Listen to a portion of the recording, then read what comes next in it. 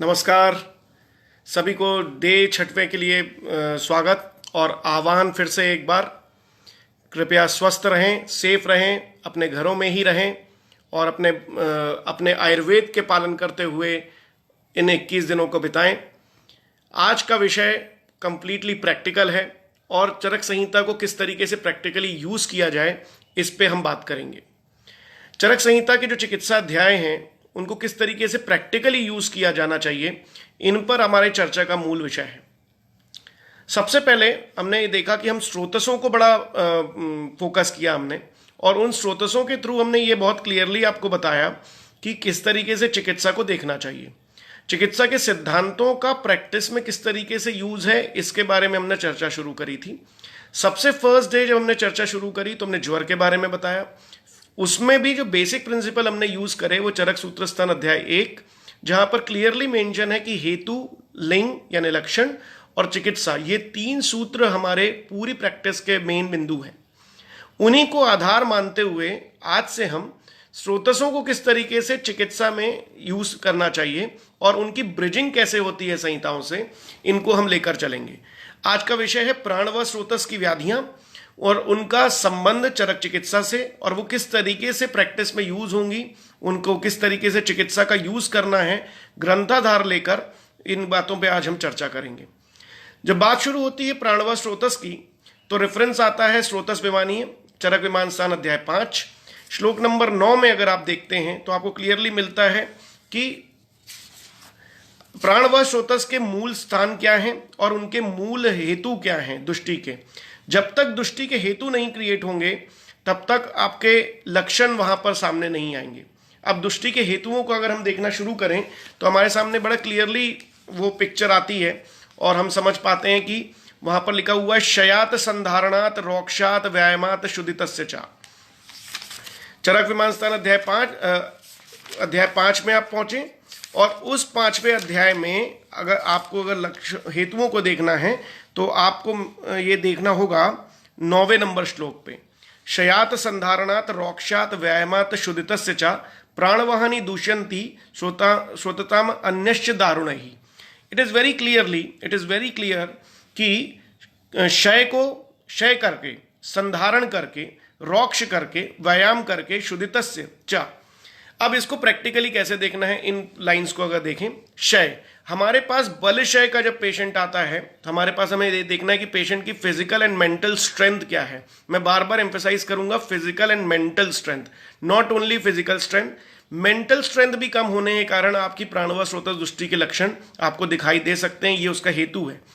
शयात संधारणात, संधारण में अब किस तरीके से क्लब करना है। संधारण, वेगों का विधारण करना, ऐसा संहिताओं में लिखा रहता है। वेगों का विधारण, अब कौन से वेग का विधारण करने से प्राण व स्रोतस के लक्षण दिखाई देंगे, तो आप वापस जाइए चरक सूत्र स्थान अध्याय 7 में नावेगान धारणी अध्याय में, तो वहां पर आपको एक रेफरेंस मिलेगा कि उद्गार के वेगों का धारण करने से आपको श्वास कृच्यता क्रिएट होती है।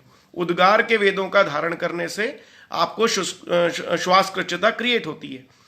चरक सूत्र स्थान अध्याय 7 में नावेगान धरणी अध्यायों में जब आप जाएंगे तो आपको क्लियरली मेंशन मिलेगा कि इसको सेवन करने से उद्गार का अगर आपने वेग विधारण किया है तो आपको डेफिनेटली मिलेगा। रेफरेंस का एग्जैक्ट श्लोक भी आपको बता दूं, चरक सूत्र स्थान अध्याय 7 श्लोक नंबर 18 आप पॉइंट आउट करें, आपको मिलेगा कि उद्गार का वेग धारण किया तो श्वास क्रिएट हुआ।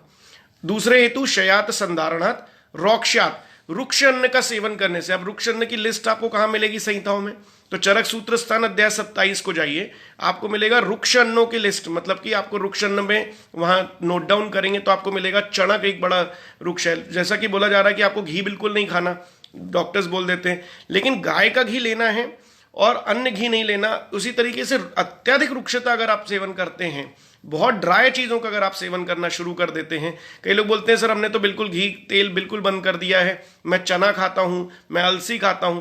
ऐसे बहुत सारे पेशेंट है जो आपको बताते हैं हम रुक्षअन्न का एक्सेसिव इस्तेमाल कर रहे हैं। एक्सेसिव इस्तेमाल करने से रुक्षअन्न से प्राण व स्रोतस दुष्टि होती है। ये क्लियरली मेंशन है चरक विमानसन अध्याय 5 श्लोक नंबर 9। शयात संधारणात रोक्षात व्यायामात। अब व्यायाम के बारे में भी नावेगान धारणी अध्याय चरक सूत्र स्थान अध्याय 7, वहां पर व्यायामों के बारे में बहुत क्लियर कट मेंशन है कि चरक सूत्र स्थान अध्याय 7 में श्लोक नंबर 33 to 36 देखिए तो आपको क्लियरली पता चलेगा कितना व्यायाम करना चाहिए और किन किन को व्यायाम करना चाहिए। अर्धमात्रा शक्ति मतलब कि आपकी जितनी शक्ति है उससे आधी मात्रा में आपको व्यायाम करना है, किन सीजन में आपको व्यायाम बढ़ाना है, किन में बिल्कुल नहीं करना है, ये सब मेंशनिंग आपको चरक सूत्र स्थान अध्याय 7 में मिलेगी। तो this is a practical approach कि किस तरीके से ग्रंथों को कहाँ कहाँ से निकालें। शयात, संधारणात, रोक्षात, व्यायामात। व्यायाम का रेफरेंस हमको मिला चरक सूत्र स्थान अध्याय 7 में, जो कि अभी हम चरक विमान स्थान अध्याय 5 में देख रहे हैं कि इन हेतुओं के कारण आपको प्राण व स्रोतस दृष्टि के हेतु क्रिएट होंगे, मतलब कि इनके कारण प्राण व स्रोतस दृष्टि हो सकती है। तो हमने देखा कि क्षय करने से, वेगों का विधारण करने में स्पेशली उद्गार, शयास, रुक्षन्न में बेसिकली मोस्टली ड्राई चीज़ें, चने की चीज़ें, packed food material, junk food material जो कि पैक्ड बहुत दिनों से रहता है, जो ग्राम्य रूप से है, उसमें भी जो रुक्ष चीज़ें हैं उनका सेवन करने से प्राण व स्रोतस दृष्टि ज़्यादा से ज़्यादा क्रिएट होती है। यहाँ तक हम पहुंचे। हमने देखा व्यायाम कितनी मात्रा में करना चाहिए और किसको करना चाहिए। This is very very important. So accordingly we should see कि कितना एक्सरसाइज मॉड्यूल किसको बताना है। जो वात प्रकृति का पहले से ही व्यक्ति है उसकी एक्सरसाइज कम होनी चाहिए, कफ वाले की ज़्यादा होनी चाहिए, पित्त वाले की मॉडरेट होना चाहिए। ज़्यादातर क्या किया जाता है कि एक ही एक चीज़ों को बोल दिया जाता है कि सभी को 4 किलोमीटर दौड़ना है, सभी को 5 किलोमीटर चलना है। ये जो सेम प्रोटोकॉल्स डिज़ाइन होते हैं ये डिफ़िकल्ट हो जाते हैं। हमें अकॉर्डिंग टू शक्ति ऑफ पेशेंट ये बहुत क्लियरली मेंशन करना चाहिए कि इतनी व्यायाम करना चाहिए, क्योंकि अगर अत्यधिक व्यायाम होगा तो डेफिनेटली आप प्राण व स्रोतस उसका दुष्ट करेंगे और उन दुष्टियों के कारण आपको श्वासकृच्छता और अन्य श्वास के लक्षण आपको प्राप्त होंगे। यही हेतुओं से कोलैबोरेशन हम कर रहे हैं। कैसे हेतु लक्षणों को क्रिएट करते हैं उसी बारे में चर्चा हो रही है। शुद्धितस्य च, बहुत देर तक भूखे रहने में, ज़्यादातर लोग एक्सेसिव डाइट करते हैं, खाली पेट रहते हैं, प्राण व स्रोतो दृष्टि क्रिएट हो सकती है। और दिस प्राण व स्रोतो दृष्टि के जब हम लक्षणों को यहाँ पर देखेंगे चरक विमान स्थान अध्याय 5 में ही, तो आपको क्लियरली मिलेगा कि श्वासकृच्छता, कम सांस आना, रुक रुक कर सांस आना, ये सारे लक्षण मिलते हैं। और हम ब्रेथलेसनेस, डिस्निया, अलग अलग डिजीजेस से फिर कोरिलेट करने लगते हैं, जबकि हमें सिर्फ संहिता को कोरिलेट करें तो बड़ी आसानी से हम उसके ट्रीटमेंट मॉड्यूल तक पहुंचेंगे। जैसे आज मैं आपको बताऊंगा कैसे आपको ट्रीटमेंट मॉड्यूल तक पहुंचना है। आपने देखा कि हमने जब पहले देखा हमारा फर्स्ट त्रिसूत्र में से पहला सूत्र हेतुओं को देखें तो हेतुओं में हमने देखा शयात, संधारणात, रोक्षात, व्यायामात, शुद्धितस्य च, प्राणवाहिनी दूषंती। और अत्यधिक और भी दारुण काम और डिफिकल्ट काम करने की वजह से भी प्राण व स्रोतस दुष्ट हो सकता है। और ये जो दुष्टि है और इन दुष्टियों के कारण कौन कौन से लक्षण क्रिएट होंगे उनका भी रेफरेंस आपके सामने है। वो रेफरेंस आपको मिलता है अगेन स्रोतस्विमानी के जो अध्याय हैं उसमें आपको 7वें नंबर का जो श्लोक है उसमें आप देखेंगे तो आपको क्लियरली मिलेगा। तत्र प्राणवहानाम स्रोतसाम हृदय मूलम महास्रोतश्चा प्रदुष्टा नाम। तो आपको ये क्लियरली मिलेगा इस श्लोक में कि जब आपको सांस लेने में बहुत ज़्यादा तकलीफ होती है, अति सृष्टम अति वृद्धम, बहुत ज्यादा हाइपर वेंटिलेशन की भी सिचुएशन क्रिएट हो या अति बद्धम यानी कि या फिर सीओपीडी की सिचुएशन या फिर आपकी अवरोध क्रिएट हो, दोनों ही कुपितम अल्पम अल्पम ही भीक्षणम, ऐसी दोनों सिचुएशंस में आपके प्राण व स्रोतस दुष्ट हैं। ये क्लियरली आप इसको समझें, इस चीज को आप अच्छे से मेंशन करें। देखिए क्या होता है कि जब आप ये समझते हैं कि किसी को भी व्यायाम कितना बोलना है या फिर इन चीज़ों के लक्षण जब आपको क्रिएट होते हैं तो आपको ये समझना चाहिए कि शयात, संधारणात, रोक्षात, व्यायामात, शुद्धितस्य च अगर वो सेवन कर रहा है, इन चीज़ों का सेवन कर रहा है तो डेफिनेटली वो प्राण व स्रोतस को दुष्ट करेगा। कुछ सवाल यहाँ पर आ रहे हैं, लाइव में देख रहा हूँ, इनके निवारण हम just after this lecture personally करेंगे। लेकिन पहले आप समझिए कि हमारा फर्स्ट पॉइंट हेतुओं में हमने किस तरीके से देखा, क्षय को कैसे कोरिलेट करना है, संधारण में उद्गार का किस तरीके से सेवन है, रुक्ष अन्न में हमने चरक सूत्र स्थान अध्याय 27 को देखना है और वहां पर रुक्ष अन्न की लिस्ट बनानी है। डे टू डे लाइफ में अगर अत्यधिक रुक्ष अन्न का सेवन कर रहा है तो वो प्राण व स्रोतस को दुष्ट करेगा। साथ ही साथ अत्यधिक व्यायाम करने से अपनी शक्ति से ज्यादा, चाहे इररिलेवेंट ऑफ एनी प्रकृति, किसी भी व्यक्ति को अपनी शक्ति से ज्यादा अगर वो व्यायाम कर रहा है, जितनी उसकी स्ट्रेंथ है, जितनी देर में वो थक जाता है उससे बहुत ज्यादा अगर वो एक्सरसाइज कर रहा है, अगर उसका एक्सरसाइज मॉड्यूल 3 आवर 4 आवर है तो we should understand this can create problem. देखिए कैसे हेतुओं को लिंक करना है वो मैं समझाता हूं। व्यायाम करते हुए व्यक्ति को अगर अतिसृष्टम अतिबद्धम कुपितम अल्पम अल्पम ऐसे लक्षण क्रिएट होते हैं, सशब्द श्वासकृत्यता क्रिएट होती है, तो we should understand this thing कि वहां पर आपने प्राणवायु स्रोतस को ब्लॉक किया है, इसीलिए वो लक्षणों की प्राप्ति आपको हुई है। उन लक्षणों की प्राप्ति से आपको अंडरस्टैंड करना है कितना व्यायाम करना है। अगर ये क्षय की अवस्था में प्राणवायु स्रोतस ब्लॉक है तो आपको ये लक्षणों की प्राप्ति होगी, और इन लक्षणों की प्राप्ति के बाद ही हमारा इंपॉर्टेंट सेगमेंट ब्रिजिंग का शुरू होता है कि अगर ये लक्षणों के साथ पेशेंट आपके सामने आता है कि उसको डिफरेंट लेवल डिस्निया है, तो हमें चिकित्सा सोचनी कैसे है। इस चिकित्सा को सोचने का भी आंसर चरक विमान स्थान अध्याय 5 में ही दिया है, और उसमें श्लोक नंबर 25 में क्लियरली मेंशन है। आप देखें, प्राण उदक अन्न वहानाम दुष्टानाम श्वस की क्रिया। आंसर यहां क्लियरली मेंशन किया गया कि प्राण व स्रोतस अगर आपका दुष्ट है तो आपको श्वास की चिकित्सा देनी चाहिए। अब यहां बोलकर आचार्य ने मना अपना सेंटेंस कंप्लीट करा, इसे सूत्र रूप में समझा दिया कि अगर आप श्वास की चिकित्सा यहां पर यूटिलाइज करेंगे तो आपको डेफिनेटली प्राण व स्रोतस के चिकित्सा में लाभ होगा। नाउ श्वास की चिकित्सा का रेफरेंस जब हम चरक चिकित्सा में देखते हैं तो हमें बहुत क्लियरली उसकी एलेबोरेटेड चिकित्सा प्राप्त होती है, जो कि चरक चिकित्सा अध्याय 17 में है। सो चरक विमान स्थान अध्याय 5 से हेतु, लक्षण और औषधि को एलेबरेट करने के लिए हम पहुंचे चरक चिकित्सा अध्याय 17, जो कि श्वास और हिक्का का एक साथ अध्याय है, जिसमें दो हमारे अब हमें यह जानना चाहिए कि उसमें भी मूलतः किस तरीके से चिकित्सा शुरू करनी चाहिए। चिकित्सा शुरू करने का सबसे पहला जो बेंचमार्क होता है वो होता है कि आप उसका चिकित्सा सूत्र जानें। चिकित्सा सूत्र जानने के लिए आपको चरक चिकित्सा अध्याय 17 श्वास की जब चिकित्सा आप समझते हैं तो चरक चिकित्सा अध्याय 17 में श्लोक नंबर 71 को आप देखें तो आपको क्लियरली समझ में आएगा कि वहां पर उसकी चिकित्सा दी हुई है। चिकित्सा का मूल सिद्धांत क्या है श्वास की चिकित्सा का मूल सिद्धांत उन्होंने समझाते हुए आपको सूत्र स्थान चरक चिकित्सा 17 श्लोक नंबर 71 आप जाएं वहां पर तो आपको प्राप्त होगा कि हिक्का और श्वास की मूल चिकित्सा को करने के लिए अगर वेग अवस्था है तो आपको सैंधव लवण और तिल वक्ष प्रदेश में तिल तेल का मर्दन करें, और या फिर नाड़ी स्वेद दें या फिर प्रस्तर स्वेद दें या फिर संकर स्वेद दें। अब आपको अगर जानना है कि नाड़ी, प्रस्तर और संकर स्वेद क्या है तो आपको फिर से स्वेदन अध्याय में चरक सूत्र स्थान के जाना होगा, और आपको देखना पड़ेगा कि नाड़ी स्वेद देने की प्रक्रिया क्या है, उसमें द्रव्य कौन से सिलेक्ट करने हैं, प्रस्तर स्वेद देने की प्रक्रिया क्या है, और साथ ही साथ संकर स्वेद करना यानी कि पोटलियों का जो यूज किया जाता है, इनके बारे में डायरेक्टली रेफरेंस है इन द केस ऑफ वेगावस्था और श्वास। ये पहला चरक सूत्र है श्वास की चिकित्सा का, जो कि श्वस की क्रिया जो आपको चरक विमान स्थान अध्याय 5 में मिला था श्लोक नंबर 25 में, कि श्वास की चिकित्सा करने से आपको प्राण व स्रोतस दृष्टि में लाभ होता है। अब उसका हमने एलेबोरेशन जब फर्स्ट पॉइंट चालू किया तो हमें मिला कि श्वास की चिकित्सा का सबसे पहला सिद्धांत क्या है कि हमें वहां पर स्नेहन और स्वेदन का यूज करना है। आफ्टर दिस स्नेहन एंड स्वेदन वक्ष प्रदेश में आपको स्नेह करना है, तिल तेल से स्वेदन करना है, जिससे कि वहां पर जो जमा हुआ कफ है, जो प्राणवा स्रोत दृष्टि क्रिएट हुई है, उसका ब्रेकडाउन हो।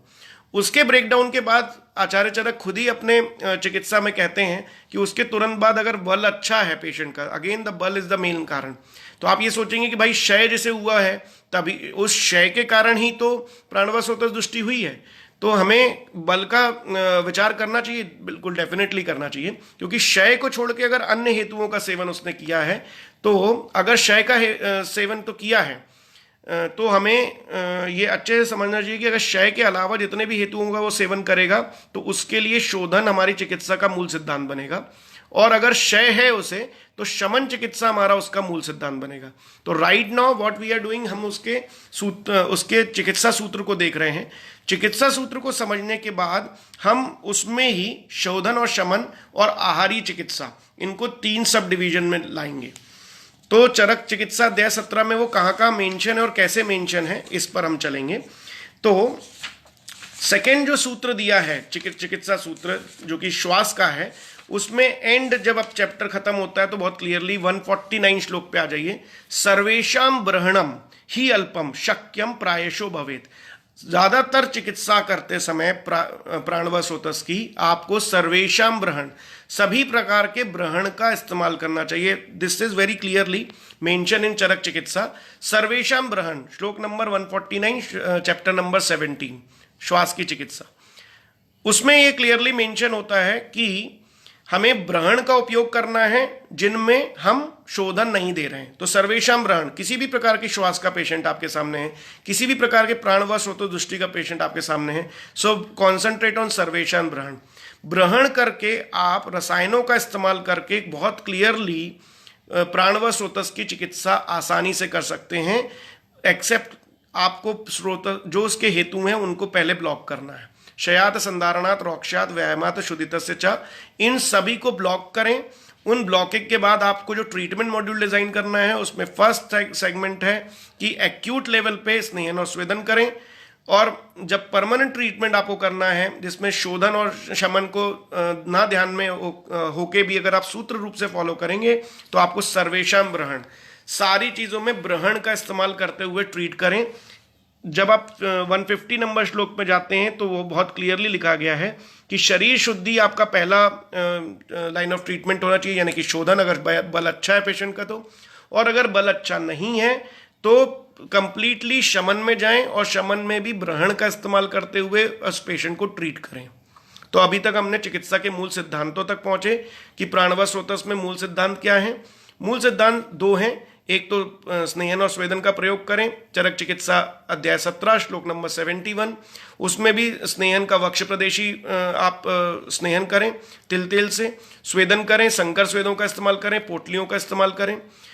और दूसरा जो है चिकित्सा का सिद्धांत जो बताया गया है श्लोक नंबर 149, उस 149 नंबर श्लोक में आप देखेंगे सर्वेशम ब्रहण का इस्तेमाल करा गया है और उसे ट्रीटमेंट, उसमें भी आपको ट्रीटमेंट मॉड्यूल मिल जाएगा। अब आप हमारे पास दोनों चिकित्सा के सिद्धांत आ गए। अब हमें चिकित्सा को फिर से डिवाइड करना चाहिए। डिवीजन अगेन फिर से 3 है, शोधन चिकित्सा, शमन चिकित्सा, आहारी चिकित्सा और अन्य चिकित्सा, यानी कि अद्रव्य चिकित्सा भी हो सकती है और इसके अलावा भी जितनी चिकित्सा है उनका प्रयोग भी हो सकता है। शोधन में यहाँ पर मूलतः जब इस्तेमाल किया गया तो वमन का इस्तेमाल किया गया है। आप देखेंगे वमन का इस्तेमाल डायरेक्टली 74-75 नंबर श्लोक चरक चिकित्सा अध्याय 17 डायरेक्टली आपको वमन का प्रयोग करने के लिए कह दिया गया है। जैसे ही चिकित्सा का सिद्धांत बताया इमीडिएटली उसके बाद वमन प्रयोग करने के लिए बताया गया है। और वमन के जो द्रव्य हैं उनका सिलेक्शन हमें देखना चाहिए चरक कल्पस्थान अध्याय 1 से लेकर 6 तक, चरक सूत्र स्थान अध्याय 2 में जहां पर मूलतः शोधन के जो द्रव्य हैं उनके बारे में बताया है, जिसमें वामक द्रव्यों के बारे में भी चरक ने बताया है। साथ ही साथ धूमपान का प्रयोग करें, उसके जस्ट बाद जैसे कि बताया हमेशा इंडिकेट होता है कि वमन के बाद आप धूमपान करें।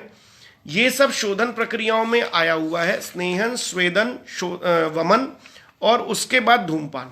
ये बैक टू बैक आंसर करा गया है चरक संहिता द्वारा, और वो आपको बार बार इंडिकेट कर रहे हैं कि आप अगर शोधन करना चाहते हैं तो इस प्रणाली से करें। इसके बाद नस्य का प्रयोग मल्टीपल जोन्स पे आया है, उसमें भी अगर आप नस्य के प्रयोग में इन चीज़ों को देखेंगे कौन कौन सी चीज़ें इस्तेमाल करनी है, तो आप देखेंगे कि श्वासकृच्छता जो कि आजकल की भी दुनिया में बहुत बड़ा कारण है, आजकल पोल्यूशन में है, वायरस सिचुएशन है, इन सारी सिचुएशंस में आपको प्राणवसोतस दृष्टि और साथ ही साथ श्वासकृच्छता ऐसे लक्षण मिलते हैं। तो in day to day life also you can start with nasya. तो इनमें नस्य का जो प्रयोग किया गया है वहां पर मल्टीपल रेफरेंसेस आए हैं। डायरेक्टली अगर एक रेफरेंस काफी इंटरेस्टिंग है और आपके लिए काफी इंपॉर्टेंट भी रहेगा, आप चरक चिकित्सा अध्याय 17 श्लोक नंबर 130 को निकालिए तो मल्टीपल नस्य के रेफरेंसेस आए हुए हैं, जिसमें मुझे सबसे आसान लगा कि चीनी और आंवले का प्रयोग करें। दूसरा आया कि गुड़ और सौंठ को समान मात्रा में प्रयोग करें, तो उसके कारण इसके कारण आप आसानी से नस्य देकर घर में ही श्वासकृच्छता के में काफी रिलीफ पा सकते हैं। गुड़ और सौंठ का अगेन जाइए चरक चिकित्सा अध्याय 17 श्लोक नंबर 130, प्लीज गो और वहां चेक करें 130 नंबर श्लोक पे पहुंचे। सशर्करा त आम्लकी द्राक्षा गो शक्रद समम गो अश्व शक्रद समम। सशर्करा आम्लकी, शर्करा और आम्लकी का इस्तेमाल करें बड़ा आसानी से। उसके बाद लिखा है द्राक्षा, द्राक्षा का इस्तेमाल करें। द्राक्षा आप समझते हैं, अंगूर का सेवन करना है। इसमें गो शकृद समम, गो और अश्व के शकृद मतलब कि घोड़े की लीद और गाय का गोबर, इनका भी इस्तेमाल करा। ये तो, और लास्ट में एक और है तुल्य, गुड़म नागरम चा, गुड़म नागरम, गुड़ मतलब गुड़ हम समझते हैं, प्राकृतिक गुड़ का यूज करें, और नागर मतलब कि शुंठी। इन दोनों को कॉम्बिनेशन में मिलाकर अगर आप रोगी को चाटने और नस्य के रूप में देते हैं, श्वास की चिकित्सा में प्रत्यात्म रूप से वर्णन आया है चरक चिकित्सा में, आप इनका नस्य एवरीडे पेशेंट को दे सकते हैं, घरेलू चिकित्सा के रूप में भी और सिद्धांतिक चिकित्सा के रूप में भी इन दोनों का प्रयोग आपके सामने आया हुआ है। उसके बाद नेक्स्ट लाइन ही देखिए 131 नंबर श्लोक में, लशुनस्य पलांडु मूलम गुंजकस्य चा, गुंजकस्य वा, मतलब कि तीन चीजों को बड़ा आसानी से जो घर में मिलती भी हैं, एक है लहसुन, एक है पलांडू और एक है गाजर। इन तीनों का जो इस्तेमाल अगर आप करते हैं तो बड़ी आसानी से इनका आप प्रयोग करते हुए श्वासकृचिता में नस्य के रूप में इसे डे टू डे लाइफ में यूज करके श्वासकृचिता और प्राणवसोतस में आप बल दे सकते हैं। तो this can increase the immunity as well as for the treatment से ये नस्य के रूप में आया है। लास्ट में इसी में बोला गया है, नाव ये चंदन से वापी नारी शीरण संयुक्तम, नारी शीर के बारे में बताया गया है। उस नारी शीर का मतलब होता है माता का दुग्ध, साथ में चंदन को इस्तेमाल करते हुए इसका भी नस्य लें। ऐसी सिचुएशन है जो कि न्यूबॉर्न बेबी हैं, उनमें आप इन दोनों का मिलाकर आप उसका भी नस्य शुरू कर सकते हैं, जिनमें रेस्पिरेटरी डिसऑर्डर की सिचुएशन क्रिएट होती है। हमने देखा कि वमन की सिचुएशन है, वमन के बाद नस्य के बारे में बताया गया है शोधन प्रक्रियाओं में, उनके डायरेक्ट रेफरेंसेस हमारे सामने आते हैं। साथ ही साथ जब हम आगे जाते हैं कि चूर्णों को कौन से इस्तेमाल करना चाहिए, कौन से ऐसे बृहण चूर्ण है जिसमें आए, तो शट्यादि और मुक्तादि चूर्ण ऐसे वर्णन आते हैं।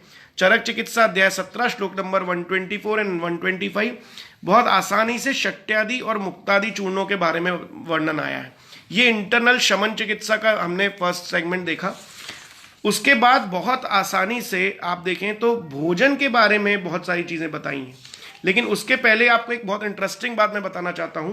अगर आप श्लोक नंबर 120 देखें तो आपको बड़ा 120 नंबर में क्षार के प्रयोग के बारे में बताया है। कौन कौन से क्षार हमारे श्वास संस्थान में अत्यधिक यूजफुल हो सकते हैं, उसमें आप जाइए 120 के जस्ट ऊपर 119, जहां पर लिखा है क्षारम च अश्वगंधाया। अश्वगंधा का जो क्षार है उसका प्रयोग अगर हम शौद्र यानी कि मधु और सर्पी यानी कि घी के साथ करते हैं तो हमें एक्स्ट्रा ऑर्डिनरी रेफरेंस है ये। अगर इन कॉम्बिनेशन को, जो अश्वगंधा के बारे में बताया जा रहा है कि वो उसकी एंटीवायरल प्रॉपर्टी बहुत ज़्यादा अच्छी होती हैं, लेकिन हम उसे वैसा ना देख के अगर ग्रंथाधार भी देखें तो अश्वगंधा का रेफरेंस क्षार के रूप में डायरेक्टली प्राणवासोतस और श्वासकृच्छता की चिकित्सा के रूप में आया है। Specifically in the case of क्षार, specifically in the case of Shwaskrachita, we must use ashwagandha shar along with madhu and sarpi for the nasya as well as for the chatan. इन दोनों कंडीशन में अगर हम इसे use करते हैं तो हमें एक्स्ट्रा ऑर्डिनरी रिजल्ट मिलेंगे। इसका डेफिनेटली आप इस्तेमाल करें।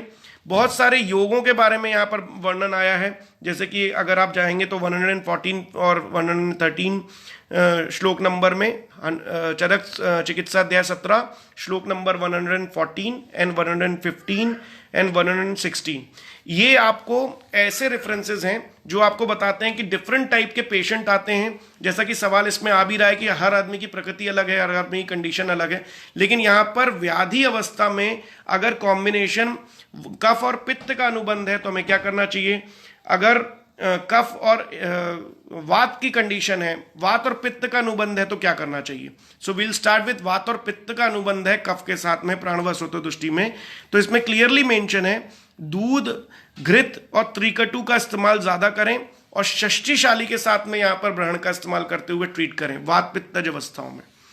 इन द केस ऑफ कफ अनुबंध वेरी क्लियरली मेंशन सप्तपर्ण का यूज करें और पिप्पली और मधु को यूज करें। नॉट वेरी डिफिकल्ट, सिर्फ पिप्पली और सप्तपर्णी का कॉम्बिनेशन मधु में अगर आप मिलाकर देते हैं तो कफ अनुबंध में आपको रिजल्ट मिलते हैं। These are very simple methodology to treat श्वास। आप इसमें बहुत डिफिकल्ट थॉट्स ना लें, पहले अपने पैरामीटर्स क्लियर कर लें कि हम शोधन में इन चीज़ों का इस्तेमाल करेंगे, शोधन में हमें नस्य के लिए इन चीज़ों का इस्तेमाल करना है, शमन में हमें डिफाइन करना है कि हम चूर्ण कल्पना का यूज़ करेंगे, हम लेह कल्पना का यूज़ करेंगे या घृत कल्पना का यूज़ करेंगे। According to the situation we must understand कि हमें कौन सी लेवल पे जाना है। इसका अनुबंध वात पित्तज है या फिर कफज है। तो वात पित्तज अवस्थाओं में आपको जनरली ड्राइनेस क्रिएट होती है और बर्निंग क्रिएट होती है अलॉन्ग विद द श्वासकृच्छता। कफ अनुबंध में आपको हैवीनेस क्रिएट होती है और पूरी बॉडी बहुत लैक्स पड़ जाती है, एक्टिविटी खत्म हो जाती है उन सिचुएशंस में। तो हमें वहां पर सप्तपर्णी मधु और मधु का यूज करने बताया गया है। दोनों सिचुएशन अगर आपको नहीं समझ में आती तो then you should use the प्रत्यात्मक चिकित्सा, दैट इज दशमूल क्वाथ को आप ज्यादा से ज्यादा इस्तेमाल करें, शट्यादि चूर्ण का यूज करें, मुक्तादि चूर्ण का यूज करें। ये प्रत्यात्मक चिकित्सा है जो कि चरक बार बार मेंशन करते हैं कि इन जो नाम के जो द्रव्य आते हैं, जैसे आप पढ़ते हैं जब चरक चिकित्सा अध्याय 17, तो आपको जो जिनके नाम के बेसिस पे, मतलब कि जिनका नामकरण किया है उन कल्पों का, वो आपके प्रत्यात्मक द्रव्य हैं। This you can use directly in the any kind of श्वास सिचुएशन। लेकिन जो इनके अलावा आए हैं, बहुत सारे योग आए हैं, वो आपको स्पेसिफिकली उन द्रव्यों के गुणधर्मों को देख के सिलेक्ट करने चाहिए।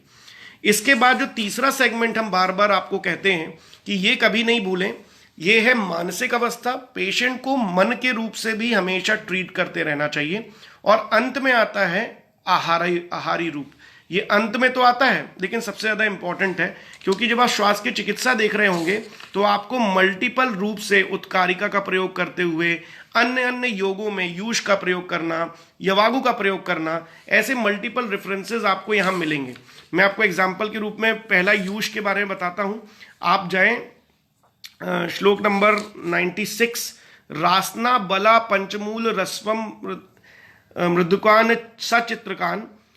आप यहां पर जाएंगे तो यूष के अलग अलग रेफरेंसेस आपको आते हैं कि रासना का यूष कैसे बन सकता है, मस्तुलुंग का यूष कैसे बन सकता है, मूंग का यूष कैसे बन सकता है। तो यूष मतलब कि सिंपल आप मूंग में सेंधा नमक को डालें, यवक्षार को डालें, सहजन के बीज को डालें, मरीच के चूर्ण को डालें और हिक्का श्वास के लोगों को अगर आप पिला दें तो ऐसे यूज भी ठीक हो सकते हैं। These are the different dietary regime which you can use directly in the case of श्वासकृच्छता। जैसा अभी आप कह रहे हैं कि लोगों को श्वास लेने में जिनको तकलीफ है, उनमें अगर आप डे टू डे लाइफ में इन टाइप के डाइटरी प्लान सुबह से शाम तक उनको डिजाइन करते हैं, जिसमें दशमूल क्वाथ का ज्यादा सेवन, शटी का ज्यादा इस्तेमाल, मूंग के यूष का ज्यादा इस्तेमाल, रासना के यूष का ज्यादा इस्तेमाल, और ज्यादा से ज्यादा आप अगर दशमूल क्वाथ को उसे पीने देते हैं तो आपको इस्तेमाल लाभ होगा। इसका भी रेफरेंस आया है 105 नंबर श्लोक में, दशमूलस्य व क्वाथम व।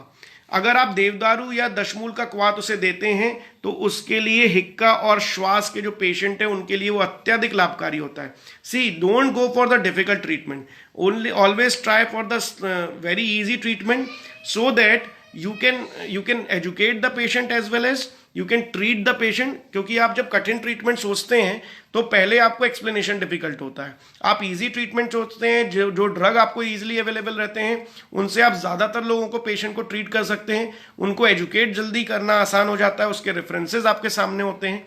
यहां पर जो हम चर्चा कर रहे हैं, हमारा मूल उद्देश्य यही है कि आप ग्रंथों के डायरेक्ट रेफरेंसेस को यूज करते हुए उनकी ब्रिजिंग करते हुए अपने ट्रीटमेंट में लाएं, जिसमें आपका भी लेवल ऑफ कॉन्फिडेंस अच्छा हो कि हाँ, दशमूल मैंने क्यों यूज किया था श्वास में, क्योंकि डायरेक्टली यहां पर मेंशन है और उनके डायरेक्ट रेफरेंसेस को लेकर हमने प्रैक्टिस में लाया, तो हमें ज्यादा कॉन्फिडेंस रहता है कि ये ग्रंथाधार है। एक तो आप्त के कारण भी है, सेकेंडली उनके रेफरेंसेस वैलिडेट होते हैं, कहीं पर भी हम उसे यूज करते हैं तो हमारे पास एक स्ट्रॉन्ग सोर्स रहता है, हम उसके माध्यम से इस पेशेंट में ला सकते हैं।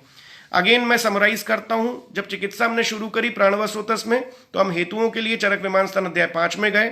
हमने देखा कि शयात, संधारणात्, रोक्षात, व्यायामात्, शुद्धित से ऐसे अलग अलग हेतु थे, जिसमें कि उद्गार के लिए हम चरक सूत्र स्थान 7 में गए, व्यायाम के लिए भी हम चरक सूत्र स्थान अध्याय 7 में गए कि कौन कौन से वेगों का विधारण करने से उसमें हमें प्राप्त हुआ कि उद्गार का वेग विधारण करने से श्वासकृच्छता क्रिएट होती है। साथ ही साथ जब हम व्यायाम के बारे में समझा तो हमने ये जाना कि अपनी शक्ति से अत्यधिक व्यायाम करने से आपको इमीडिएटली ये लक्षण भी मिलते हैं, श्वासकृच्छता शुरू हो जाती है। तो अपनी शक्ति के अनुरूप आप व्यायाम करें जिसमें आपको श्वास रुके नहीं, अत्यधिक हाइपर वेंटिलेशन की सिचुएशन में आप ना जाएं। इतनी इजी कंडीशन में आप इजी वे में आप एक्सरसाइज करें जिससे कि आपकी स्ट्रेंथ अच्छी हो। आपको श्वास के रूप में थकान नहीं लगनी चाहिए। आपकी बॉडी थके वो अलग मैटर है, लेकिन आपके श्वास के रूप में नहीं आना चाहिए, अदरवाइज वो प्राणवा स्रोतस को दुष्ट कर रहा है ऐसा समझना चाहिए, specially in the case of व्यायाम। शया संधारणात रोक्षात, रुक्ष आहार के लिए हम चरक सूत्रस्थान अध्याय 27 में गए। वहां पर हमने मल्टीपल रेफरेंसेस निकाले जहां पर चणक हमें मोस्टली मिला, जो खाने में ज्यादातर चना का यूज करते हैं, ड्राई चीजों का यूज करते हैं, ऐसी चीज़ों का यूज़ करते हैं जो जिनमें स्नेह का अभाव रहता है, वो हमारे लिए मूल रूप से एक हेतु बना। ये हेतुओं को समझने के बाद जब हम लक्षण में पहुंचे तो श्वासकृच्छता इसका मूल लक्षण मिला, या फिर अतिसृष्टम अतिवृद्धम, बहुत ज़्यादा सांस लेना जिसके लिए हाइपर वेंटिलेशन वर्ड है, बहुत ज़्यादा बद्ध होके यानी कि ऑब्स्ट्रक्टेड पैथोजेनेसिस क्रिएट होना। दोनों सिचुएशन यहाँ पर चरक विमान स्थान अध्याय 5 में हमें प्राप्त हुई। उसके बाद चिकित्सा भी वहीं प्राप्त हुई जिसमें बताया गया कि श्वास की चिकित्सा करके आप प्राणवा स्रोतस को ट्रीट कर सकते हैं। श्वास की चिकित्सा के लिए हमने अपने तंत्रयुक्ति के माध्यम से हम चरक चिकित्सा अध्याय 17 में पहुंचे, जहां पर हमें मूल रूप से 2 सिद्धांतिक रूप मिले। पहला सिद्धांतिक रूप हमें 71वें श्लोक में मिला, चिकित्सा अध्याय 17 श्लोक नंबर 71 में, जहां पर स्नेहन स्वेदन का लाभ लेकर हम एक्यूट सिचुएशन में भी श्वास की उसका प्रयोग कर सकते हैं, जिसमें संकर स्वेद, प्रस्तर स्वेद, नाड़ी स्वेद और तिल का तेल का स्नेहन करने के लिए बताया गया। उसी के बाद ये रेफरेंस सेकंड आया कि आपको इसके अलावा जब सिचुएशन क्रिएट हो तो सभी प्रकार में सर्वेशम ब्रहण का इस्तेमाल करते हुए आप इसमें श्वास में लाभ ले सकते हैं या प्राणवा स्रोतस में लाभ ले सकते हैं। ब्रहण का रेफरेंस के लिए हम वापस चरक सूत्रस्थान अध्याय 22 गए, जिसमें हमें प्राप्त हुआ कि ब्रहण करने की प्रक्रिया ये है, जिसमें ओवर गुरु आहार देने के लिए नहीं कहा गया है, न्यूट्रिशियस आहार देने के लिए कहा गया है सर्वेशम ब्रहणम में। और न्यूट्रिशियस और रसायनों का इस्तेमाल करते हुए हम प्राणवा स्रोतस में लाभ ले सकते हैं। इस बात को हमने फिर से 3 भागों में विभाजित किया, शोधन चिकित्सा, शमन चिकित्सा और आहारीय चिकित्सा। शोधन चिकित्सा में हमें प्राप्त हुआ कि हमें वमन को प्रायोरिटी रूप से प्राणवा स्रोतस में चिकित्सा में लाना चाहिए। इसके कल्पों के निर्धारण हमें चरक कल्पस्थान अध्याय 1 से 6 में प्राप्त हुआ कि श्वासकृच्छता में कौन से द्रव्यों का इस्तेमाल करें, जिसमें हमें आसानी से मदन फल का प्रयोग प्राप्त हुआ। वहां पर किस तरीके से वमन कंडक्ट कराना है ये भी आपको चरक कल्पस्थान अध्याय 1 में प्राप्त हुआ कि स्टेप बाय स्टेप किस तरीके से ट्रीट करना चाहिए और वमन देना चाहिए। वमन के पश्चात धूमपान का प्रयोग करने का भी वर्णन चरक चिकित्सा अध्याय 17 में आया कि वमन के तुरंत बाद आप इन द्रव्यों के साथ, लिखित द्रव्यों के साथ आप धूमपान का प्रयोग करें।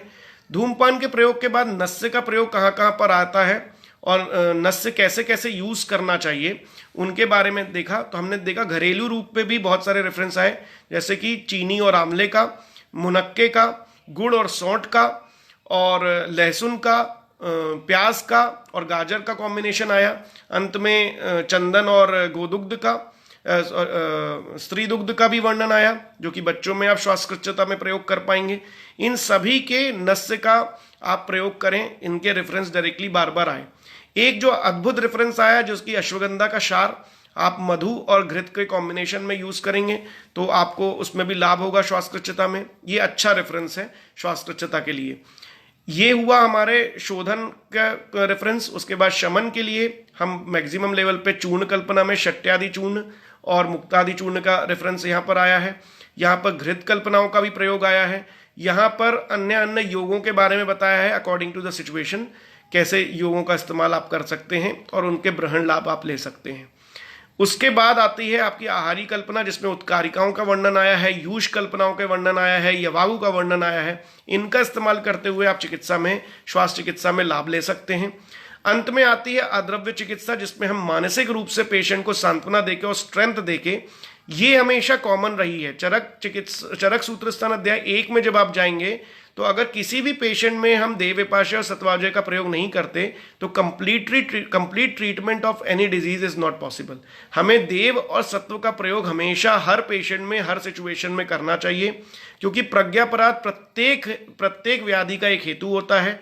धी, धृति और स्मृति का जब भ्रंश क्रिएट होता है तो हमारी प्रत्येक व्याधि क्रिएट होती है। इसी तरीके से सेलुलर लेवल भी, जैसे कि बताया गया, दोष धातु मल मूलम ही शरीरम, तो हमारी प्रत्येक सेल भी एक शरीर के रूप में है, उसकी भी मनोदशा खराब होती है और वो मनोदशा के कारण ही हमें व्याधि प्राप्ति होती है। तो प्रत्येक डिजीज में हमें सत्वावजय चिकित्सा और प्रज्ञापराध की चिकित्सा डेफिनेटली फॉलो करना चाहिए अलॉन्ग विद द मेजर चिकित्सा सूत्र। इन्हीं शब्दों के साथ मैं विराम लेता हूं और आप सभी को नमस्कार और धन्यवाद इसको सुनने के लिए। और साथ ही साथ इन दिनों में अपने मित्रों को और सभी लोगों को आज जो श्वासकृच्छता के ट्रीटमेंट बताया है, इसमें रेस्पिरेटरी इम्यूनिटी इंप्रूवमेंट के लिए आप इन कल्पों का डेफिनेटली प्रयोग करेंगे, इसके लाभ उठाएंगे और इन्हीं लाभ के साथ साथ में आप proper treatment module antiviral properties के लिए भी सोचेंगे, ऐसी मैं कामना करता हूं। सादर धन्यवाद। निरोग स्ट्रीट का भी बहुत बहुत धन्यवाद ऐसा मंच देने के लिए।